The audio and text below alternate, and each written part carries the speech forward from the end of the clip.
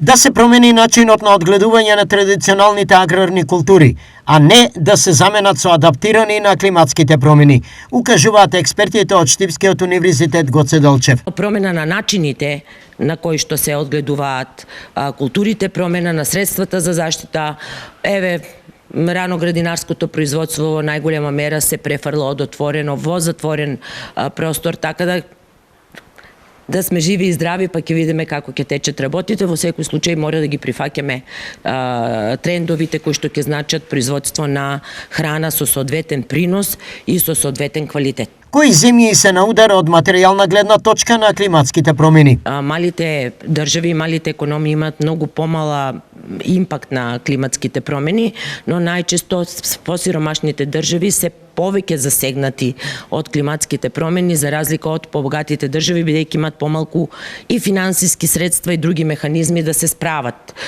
со тие климатски промени, но времето ќе покаже каде се наоѓаме. Нормално ние како високообразовна институција и сите високообразовни институции во државата ќе ги изгледат светските трендови и тоа што реално во светот се случува во оваа област. Климатските промени носат со себе и абсурдности. Има прогнози за соодветно намалување на приносот и тие прогнози кога беа објавени некаде 2007, мислам дека едниот документ, изгледаа некако смешни, нереални, дека ќе падне производството за толку проценти, но некако оваа година излезе дека и не се баш толку смешни, условно кажено, дека ќе видиме што ќе се случува. Во секој случај за нешто да кажете дека навистина се случува, треба да имате повторување на одредена